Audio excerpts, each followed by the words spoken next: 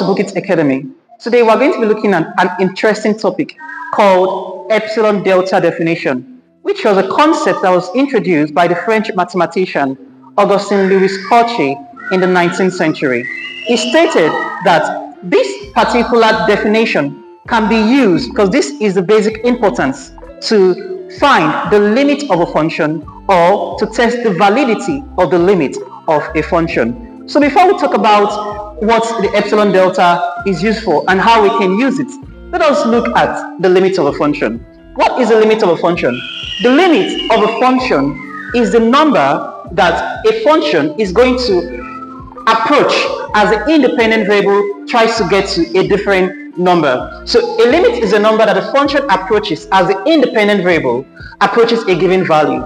And we mathematically express the limit of a function with respect to the value it approaches as this. So we have that the limit of f of x as x tends to c is equal to L, or a function approaches a value L as the independent variable x approaches c.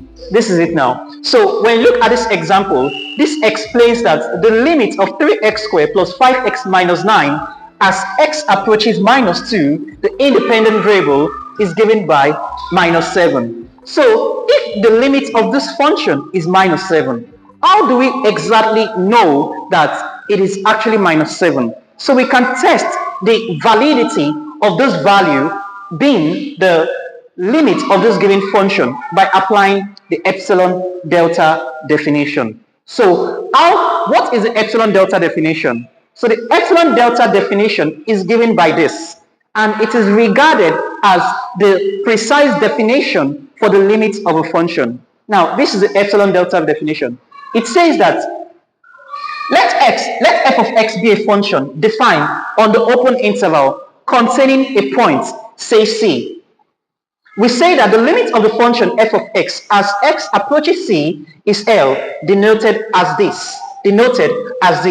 If and only if for every epsilon greater than 0, there exists a delta value greater than 0, such that the absolute value of f of x minus L is less than epsilon whenever 0 is less than the absolute value of x minus c, and this is less than delta.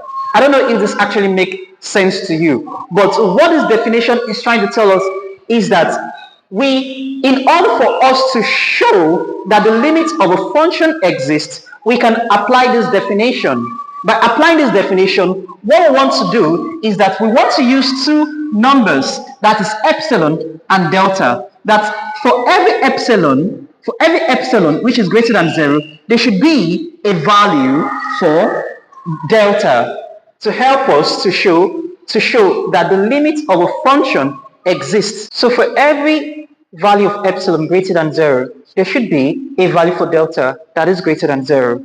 And this condition, the first and the second condition, in their inequality form, is what we use to carry out the proof to show that the limit of a function does exist. So how do we do that? This brings us to the steps that is outlined here for us to carry out the proof of the limit of a function. So the 5 steps here allows us to carry out the proof. The first thing for us to do to show that the limit of a function exists or it is valid is that we have to understand the problem. So find the relationship between epsilon and delta, establish a connection between the absolute value of x minus c and the absolute value of f of x minus the limit, derive the expression for delta, and combine the results. As easy as this. So we're going to be applying these steps in proving that the limit of a function is given by the value it is given to be. So let us look at this example.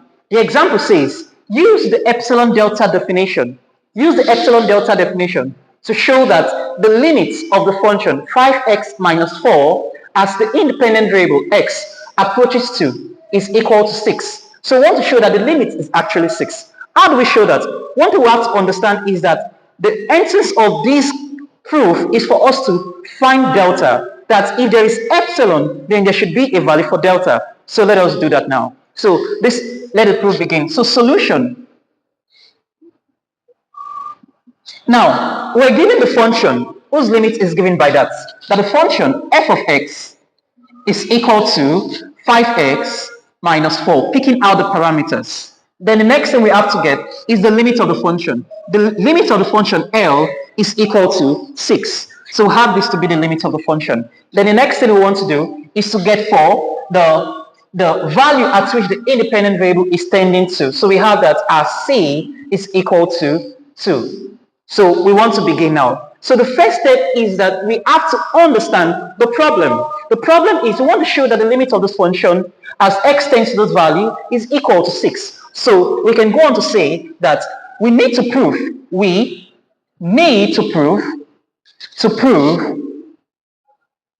that for every epsilon greater than 0, there exists this symbol here indicates there exists a mathematical symbol. There exists delta, which is a function of epsilon, and this is also greater than 0, such that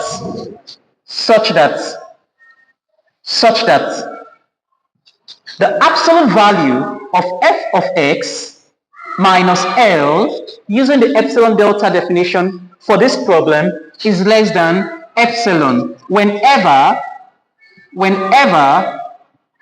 0 is less than the absolute value of x minus c, and this should be less than the next. After epsilon, we should have this to be given by delta. That is it now. So what do we want to do now? The next thing that we want to do is to carry out a substitution. So we're going to be substituting accordingly. So in this now, we have this to be given by the absolute value of f of x is given by 5x minus 4. We have here to be 5x minus 4 minus the limit is given by 6. So we are going to substitute that the limit is given by 6. And this is less than epsilon. This is less than epsilon. Whenever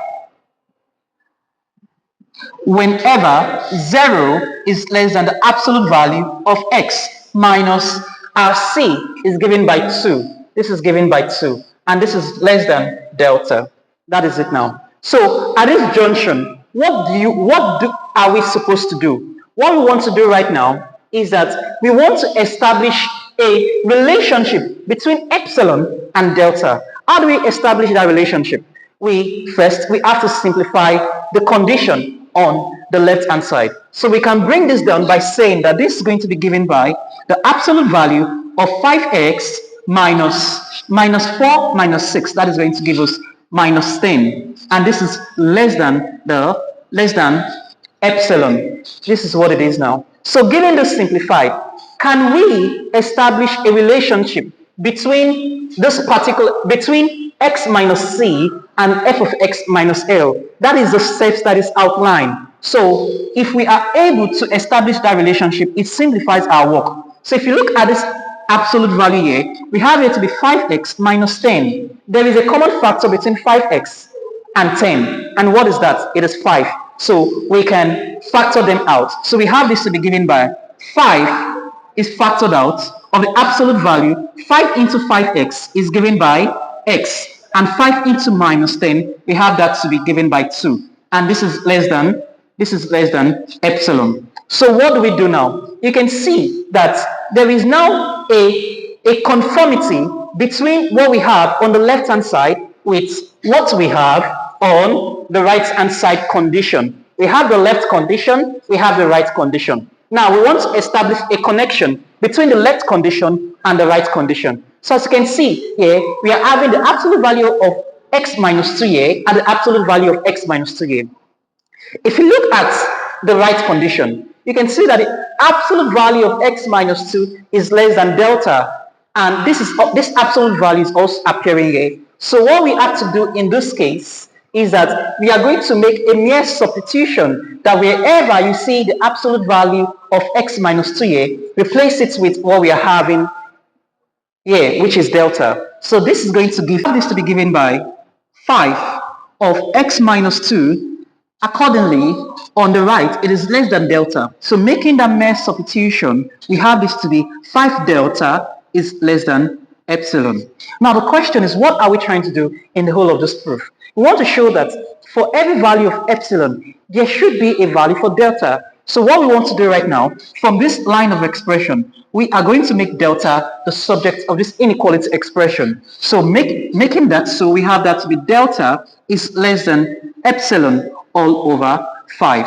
So now that we have gotten delta, which is less than epsilon all over 5, our proof is complete. So the essence of this particular epsilon delta definition proof is for you to be able to find a correct value for delta, and this proof is complete. We can actually go on to conclude on the correctness of this proof by simply saying, I could write here that hence we have that hence for any epsilon greater than 0, there exists delta, which is seemingly equal to epsilon over 5, and this is also greater than 0, such that the absolute value, according to the definition, the absolute value of the function f of x minus the limit of the function, which can be 6, is less than epsilon whenever, well, we can all complete this, the absolute value of x minus c, as c is given by 2, minus c is less than delta. And this concludes the proof. And this is how we can actually show that the limit of a function does exist. So please, if you like what you're watching, endeavor to subscribe to this channel, give us a thumbs up, and also drop your comments in the comment section, and we're going to attend to them. Thank you for watching this video, and God bless you. But remember, please, we are going to be solving more questions in the next video regarding epsilon delta definition. God bless you. Tada.